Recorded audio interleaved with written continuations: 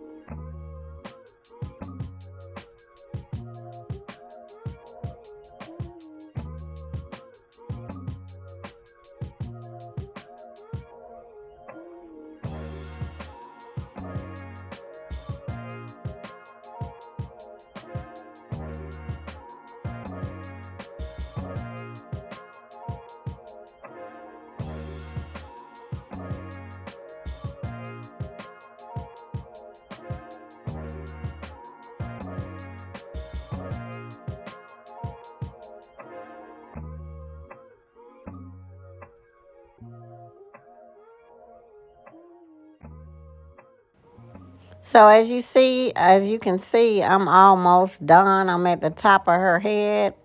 So of course I have to make the closure and all of that. I could have went with a lace closure, but I wanted to give a more fuller look. So as you can see now, I'm starting to lay the tracks in the front. And so her bang fringe area is gonna go to my right. From where I'm standing, that would be my right. So I'm putting the hair and laying the tracks in where they're slightly curved to the right. And so that's what I'm doing now. She didn't want, I asked her how much she want in her face. Some people don't want so much hair in their face that they can't drive. They may run off the road because they can't see the road. So I always ask my clients, okay, how much of a bang do you want? Do you want it all in your eyes or how? So I always ask clients that when it comes to bangs. Some people want a bang bang. That's just, a straight across bang. Some people want a swoop bang, and she's getting the swoop bang. So I'm continuing to... Oh, I was continuing. I finished now. So I finished. I've done the closure. I made a handmade closure and all of that. Now I'm moussing down. I'm using Influence mousse. And then I'm just brushing everything down. And now she's already set under the dryer. So now her hair is dry. It's completely dry. With the, whenever I do a quick weave, I like to mousse it down, put the client under the dryer, let them stay under the dryer for a while because that helps seal it too. And so now we're going to start on the haircut. So some people, some clients, they want it high up on their neck, and some people want it cut a little bit lower down her neck. So I'm always going to ask the client that. I'm not going to assume what somebody wants. I'm not going to cut it how I want to.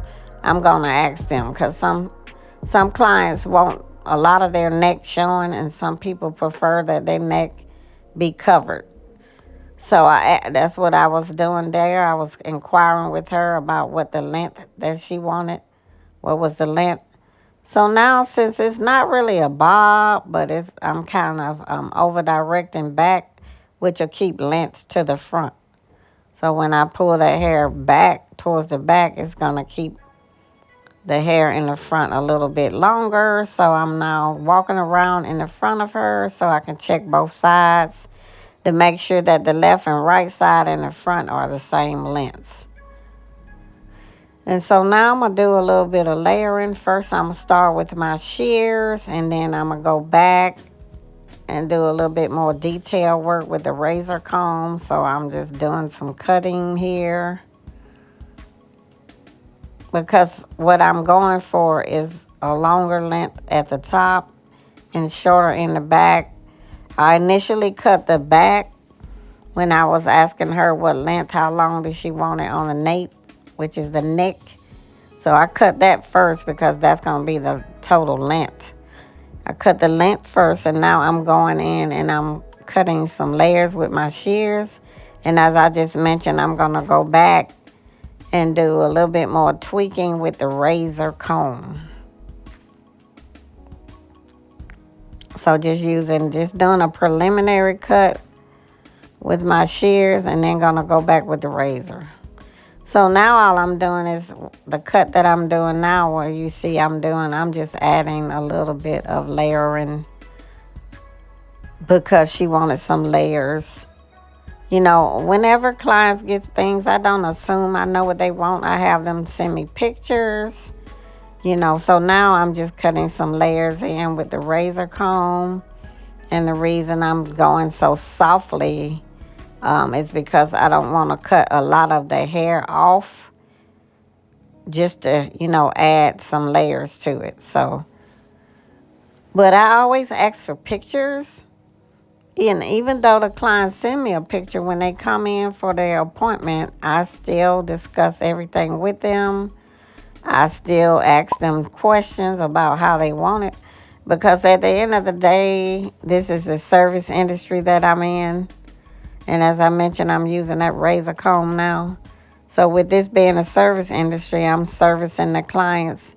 And so even though they've sent me a picture, I still have to check and just make sure, like ask them, what are we doing today? What are you getting? I've already, you send a picture. Do you still want it like that? Same thing. And that's just customer service. So I'm just tweaking the layers, and I'm actually looking into my camera phone on the video I'm recording and using it pretty much as a mirror to see. Because I'm just putting layers in, and I'm just checking it with her, to see how she's liking it so far. And always double checking with the client to make sure that I'm giving them the look that they want.